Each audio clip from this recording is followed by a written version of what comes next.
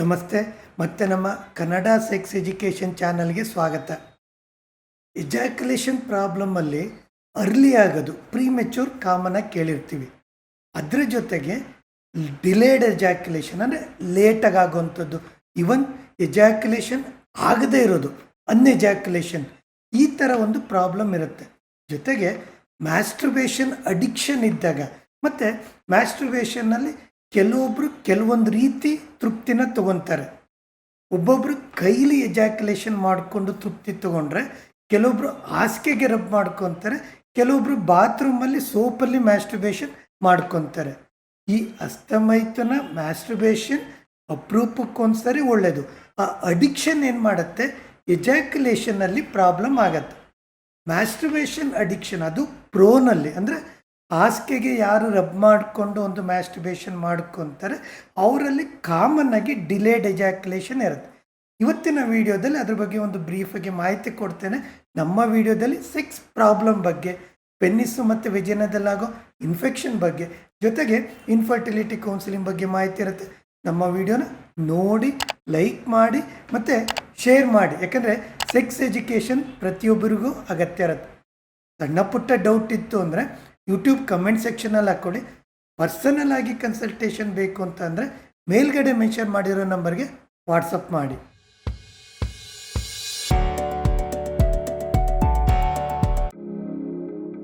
First ಒಂದು 3 case example ಹೇಳ್ತೇನೆ. ಯಾಕೆ ಮ್ಯಾಸ್ಟ್ರಬೇಷನ್ ಅಡಿಕ್ಷನ್, ಅದು ಪ್ರೋನ್ ಮ್ಯಾಸ್ಟ್ರಬೇಷನ್ನಲ್ಲಿ ಡಿಲೇಡ್ ಎಜಾಕ್ಯುಲೇಷನ್ ಆಗಿ ಏನೇನು ಪ್ರಾಬ್ಲಮ್ ಆಯಿತು ಅಂತೇಳಿ. ಫಸ್ಟ್ ಕೇಸಲ್ಲಿ ಬಂದರೆ ಹುಡುಗಂಗೆ ಒಂದು 30 ಇಯರ್ಸು, ಹುಡುಗಿಗೆ 28 ಇಯರ್ಸು, ಮದುವೆ ಆಗಿ 1 ವರ್ಷ ಆಗಿದೆ. 2 ಮಂತ್ಸಿಂದ ಕನ್ಸೀವ್ ಅಥವಾ ಮಗುಗೆ ಪ್ಲ್ಯಾನ್ ಮಾಡ್ತಾ ಇದ್ದಾರೆ. ಸೊ ಏನಕ್ಕೆ ಕನ್ಸೀವ್ ಆಗಲಿಲ್ಲ ಅಂತೇಳಿ ಡಾಕ್ಟ್ರನ್ನ ಕನ್ಸಲ್ಟ್ ಮಾಡಿದಾಗ ಡಾಕ್ಟ್ರ್ ಕೆಲವೊಂದು ಟೆಸ್ಟ್ಗಳನ್ನ ಕೊಟ್ಟಿದ್ದಾರೆ. ಇನ್ವೆಸ್ಟಿಗೇಷನಲ್ಲಿ ಸೆಮೆನ್ ಅನಾಲಿಸಿಸ್ ಸ್ಪರ್ಮ್ ಟೆಸ್ಟಿಗೆ ಅಂತ ಕೊಟ್ಟಿದ್ರು. ಹಸ್ಬೆಂಡು ಒಂದು ಲ್ಯಾಬಿಗೆ ಹೋಗಿ ಸ್ಪರ್ಮ್ ಟೆಸ್ಟ್ ಮಾಡಲಿಕ್ಕೆ ಅಂದರೆ ಕೈಲಿ ಮ್ಯಾಸ್ಟ್ರಬೇಷನ್ ಮಾಡಿಕೊಂಡು ಕೊಡಲಿಕ್ಕೆ ಟ್ರೈ ಮಾಡಿದ್ದಾರೆ. ಏನೇ ಟ್ರೈ ಮಾಡಿದ್ರು ಅವರಿಗೆ ಸ್ಪರ್ಮ್ ಹೊರಗಡೆ ಬಂದಿಲ್ಲ. ಸೊ ಸ್ಪರ್ಮ್ ಹೊರಗಡೆ ಬರ್ತಿಲ್ಲ ಅಂತ ಡಾಕ್ಟ್ರಿಗೆ ಹೇಳಿದಾಗ ಅವರು ನಮಗೆ ರೆಫರ್ ಮಾಡಿದರು. ಎರಡನೇ ಕೇಸಲ್ಲಿ ಬಂದರೆ ಹುಡುಗಂಗೆ ಒಂದು 32 ಇಯರ್ಸು, ಹುಡುಗಿಗೆ 29 ಇಯರ್ಸು. ವೈಫಿಗೆ ಪದೇ ಪದೇ urinary tract infection, urine pass ಮಾಡಿದಾಗೆಲ್ಲ ಒಂಥರ ಬರ್ನಿಂಗ್ ಆಗ್ತಿತ್ತು, ಕೆಲವೊಂದು ಟೈಮ್ ಬ್ಲೀಡ್ ಆಗ್ತಿತ್ತು. ಜಸ್ಟ್ ಮ್ಯಾರೇಜ್ ಆಗಿ 3 ಮಂತ್ಸ್ ಆಗಿದೆ, ಎವ್ರಿ ವೀಕು ಯೂರಿನ್ ಇನ್ಫೆಕ್ಷನ್ ಆಗ್ತಾ ಇತ್ತು.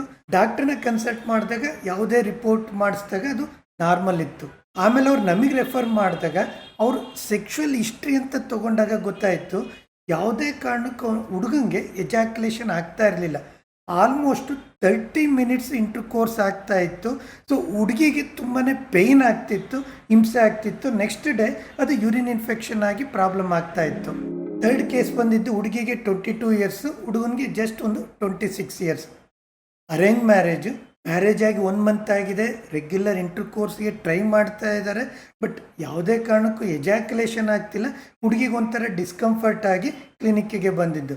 ಹುಡುಗನ ಇಷ್ಟು ತೊಗೊಂಡಾಗ ಗೊತ್ತಾಯಿತು ಅವನಿಗೆ ಮುಂಚೆಯಿಂದನೇ ಒಂದು ಹೋಮೋಸೆಕ್ಷುವಾಲಿಟಿ ಅಂದರೆ ಸೇಮ್ ಸೆಕ್ಸ್ ಅಟ್ರಾಕ್ಷನ್ ಇತ್ತು, ಕೆಲವೊಂದು ಟೈಮ್ ಆ್ಯಕ್ಟಿವಿಟಿನೂ ಆಗಿತ್ತು. ಯಾವಾಗ ಮನೇಲಿ ಫೋರ್ಸಾಗಿ ಮ್ಯಾರೇಜ್ ಅಂತ ಮಾಡಿದಾಗ ಅವನಿಗೆ ಇಂಟರ್ ಕೋರ್ಸ್ ಆಗ್ತಿತ್ತು, ಬಟ್ ಎಜಾಕ್ಯುಲೇಷನ್ ಆಗ್ತಾ ಇರಲಿಲ್ಲ. ಈ 3 ಕೇಸ್ ಹಿಸ್ಟ್ರಿ ತೊಗೊಂಡಾಗ ಒಂದು ಮ್ಯಾಸ್ಟ್ರಬೇಷನ್ ಅಡಿಕ್ಷನ್, ಜೊತೆಗೆ ಮ್ಯಾಸ್ಟ್ರಬೇಷನ್ ಮಾಡ್ಕೋಬೇಕಾದ್ರೆ ಪ್ರೋನ್ ಮ್ಯಾಸ್ಟ್ರಬೇಷನ್ ಅಂದರೆ ಹಾಸಿಗೆಗೆ ರಬ್ ಮಾಡಿ ಮಾಡ್ಕೊತಾ ಇದ್ರು. ಪ್ರೋನ್ ಮ್ಯಾಸ್ಟ್ರಬೇಷನ್ ಅಂದರೆ ಒಂದು ಹಾಸಿಗೆಗೆ ರಬ್ ಮಾಡ್ಕೊಳ್ಳೋವಂಥದ್ದು. ಈಗ ಪೆನ್ನಿಸಲ್ಲಿ ಹೆಡ್ಡು ಮತ್ತು ಶಾಫ್ಟ್ ಅಂತ ಹೇಳ್ತೀವಿ. ಅವರು ರಬ್ ಮಾಡ್ಬೇಕಾದ್ರೆ ಏನಾಗುತ್ತೆ, ಅವರಿಗೆ ಇಲ್ಲಿ ಸ್ಟಿಮ್ಯುಲೇಷನ್ ಆಗಿ ಎಜಾಕ್ಯುಲೇಷನ್ ಆಗ್ತಾ ಇರುತ್ತೆ. ಅವ್ರು ಯಾವಾಗ ಒಂದು ವೆಜನಲ್ ಪೆನಟ್ರೇಷನ್ ಅಂತ ಹೋಗ್ತಾರೆ ಆ ಟೈಮಲ್ಲಿ ಅವ್ರಿಗೆ ಆ ಮಟ್ಟಿಗೆ ಸ್ಟಿಮ್ಯುಲೇಷನ್ ಇಲ್ಲಿ ಸಿಗೋಲ್ಲ, ಅವ್ರಿಗೆ ಇಲ್ಲಿ ಸಿಗೋಷ್ಟು ಅವ್ರಿಗೆ ಎಂಜಾಯ್ಮೆಂಟ್ ಸಿಗಲ್ಲ. ಸೊ ಆಟೋಮೆಟಿಕಲಿ ಎಜಾಕ್ಯುಲೇಷನಲ್ಲಿ ಪ್ರಾಬ್ಲಮ್ ಆಗೋದು ಕಾಮನ್ ಆಗಿರುತ್ತೆ. ಇದಲ್ಲದೆ ಡಿಲೇಡ್ ಎಜಾಕ್ಯುಲೇಷನ್ಗೆ ತುಂಬ ಕಾರಣ ಇದೆ. ಒಂದು ಫ್ಯಾಮಿಲಿ ಇಶ್ಯೂಸ್ ಇತ್ತು, ಅಥವಾ ಸೇಮ್ ಸೆಕ್ಸ್ ಅಟ್ರಾಕ್ಷನ್ ಹೋಮೋಸೆಕ್ಷುವಾಲಿಟಿ ಇತ್ತು, ಅಥವಾ ಆಂಗ್ಸೈಟಿ ಡಿಪ್ರೆಷನ್ ಇತ್ತು. ಇದ್ರ ಜೊತೆಗೆ ಪ್ರೆಗ್ನೆನ್ಸಿ ಪ್ಲ್ಯಾನ್ ಅಂತ ಮಾಡಿದ್ರು, ಸೆಕ್ಸನ್ನು ಒಂಥರ ಮಗುಗೋಸ್ಕರ ಮಾಡೋವಂಥದ್ದು, ಇವೆಲ್ಲ ಪ್ಲ್ಯಾನ್ ಇತ್ತು ಅಂದಾಗ ಆಟೋಮೆಟಿಕಲಿ ಎಜಾಕ್ಯುಲೇಷನ್ ಅಥವಾ ಸ್ಟಿಮ್ಯುಲೇಷನ್ ಲೇಟ್ ಆಗೋದ್ರಿಂದ ಎಜಾಕ್ಯುಲೇಷನ್ ಲೇಟ್ ಆಗುತ್ತೆ. ಅದು ಬಿಟ್ಟು ಫಿಸಿಕಲಿ ಬಂದರೆ ಸ್ಪೈನಲ್ ಕಾರ್ಡ್ ಇಂಜುರಿ, ಬ್ಯಾಕ್ ಬೋನಲ್ಲಿ ಏನಾದ್ರು ಏಟು ಬಿದ್ದು ಏನಾದ್ರು ಪ್ರಾಬ್ಲಮ್ ಇತ್ತು, ಅಥವಾ ಸರ್ಜರಿ ಆಗಿತ್ತು, ಡಯಾಬಿಟಿಸ್ ಕಂಟ್ರೋಲ್ ಇರಲಿಲ್ಲ, ಅಥವಾ ಥೈರಾಯ್ಡ್ ಕಂಟ್ರೋಲ್ ಇರಲಿಲ್ಲ, ಈ ಫಿಸಿಕಲಿ ಮತ್ತು ಸೈಕಲಾಜಿಕಲಿ ಲೇಟ್ ಎಜಾಕ್ಯುಲೇಷನ್, ಡಿಲೇಡ್ ಎಜಾಕ್ಯುಲೇಷನ್ಗೆ ಕಾರಣ ಇರುತ್ತೆ. ಈ ಡಿಲೇಡ್ ಎಜಾಕ್ಯುಲೇಷನ್ಗೆ ಮ್ಯಾನೇಜ್ಮೆಂಟ್ ಅಂತ ಬಂದರೆ ಕೆಲವೊಂದು ಮೆಡಿಸಿನ್ನು ಎಜಾಕ್ಯುಲೇಷನ್ ಅರ್ಲಿ ಆಗಲಿಕ್ಕೆ ಹೆಲ್ಪ್ ಮಾಡುತ್ತೆ.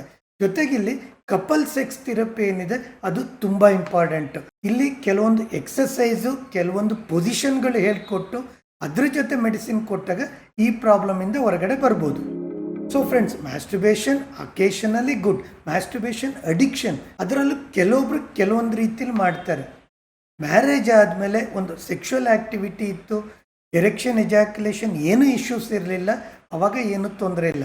ಎರೆಕ್ಷನ್ ಪ್ರಾಬ್ಲಮ್ ಆಯಿತು ಅಥವಾ ಎಜಾಕ್ಯುಲೇಷನ್ ಲೇಟ್ ಆಯಿತು ಅಥವಾ ಅರ್ಲಿ ಆಯಿತು ಅಥವಾ ಆಗದೇ ಇರೋವಂಥದ್ದು, ಈ ಥರ ಎಲ್ಲ ಸೆಕ್ಷುವಲ್ ಪ್ರಾಬ್ಲಮ್ ಇತ್ತು ಅಂದರೆ ಅದರದೇ ಡಾಕ್ಟ್ರನ್ನ ಕನ್ಸಲ್ಟ್ ಮಾಡಿ ಈ ಪ್ರಾಬ್ಲಮಿಂದ ಹೊರಗಡೆ ಬರೋದು ಒಳ್ಳೆಯದು. ಇದು ಇವತ್ತಿನ ನಮ್ಮ ವಿಡಿಯೋ.